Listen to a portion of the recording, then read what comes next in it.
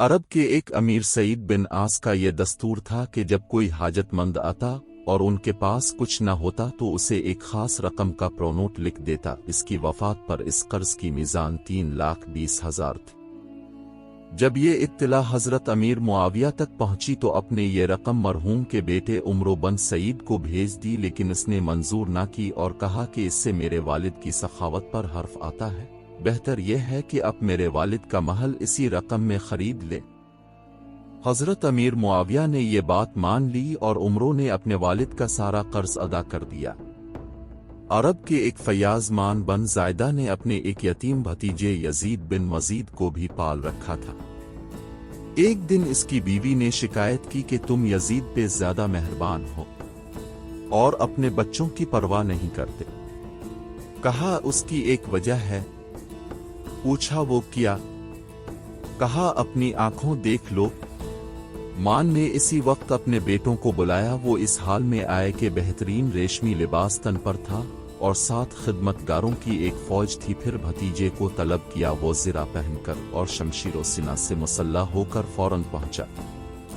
जब मान ने मुसल्ला होने की वजह पूछी तो कहने लगा, चचा जान कासिद ने ये नहीं बताया था कि आपने क्यों याद फरमाया है।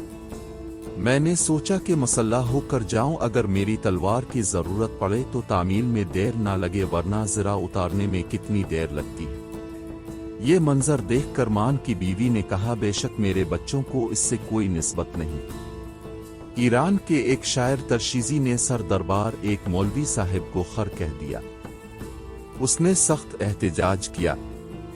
इस पर बादशाह ने शायर से कहा कि शेर में मुआफी मांगो। उसने ये शेर कहा, तेरा खर गफ्तुम वो गश्तम पशेमा के आ बेचारा रा बदनाम करदम। तर्जमा, मैं तुम्हें खर कहने पे बहुत नादिम हूं कि इस बेचारे गधा को खामखा बदनाम किया। खानदान अब्बासिया के आखिरी खुलफा इस कदर अय्याश हो गए थे कि जिस रोज इस खानदान के आखिरी खलीफा मस्तिस्म को हिलाकू का खत मिला कि मेरी इताअत करो, इसी रोज उसने मूसल के गवर्नर बदरुद्दीन लूलू को लिखा था कि वहां से चंद आलागोई और रक्कास दरबार में भेज दे। चंद दिन के बाद एक दरवाजे से गोई दाखिल हुए और दूसरे से तातारी। तातारियों ने 18 लाख इंसानों को मौत के घाट उतार दिया।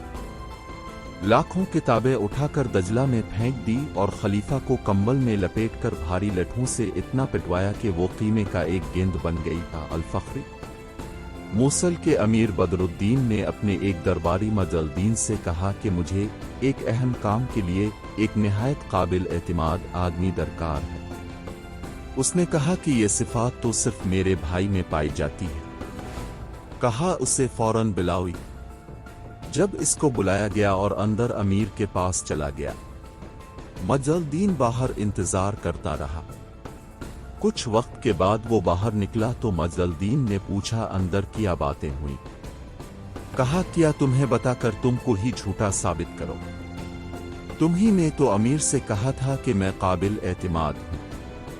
हारून के वजीर जफर बरमुक्की और आमिल मिस्र के ताल्लुकात कशीदा थे। एक आदमी ने जफर बरमुक्की की तरफ से एक जाली सिफारिशी खत आमिल मिस्र के नाम लिखा और खुद ही लेकर आमिल के पास जा पहुंचा। आमिल को खत पर शक पड़ गया और उसने खत को तस्दीक के लिए जफर को भेज दिया।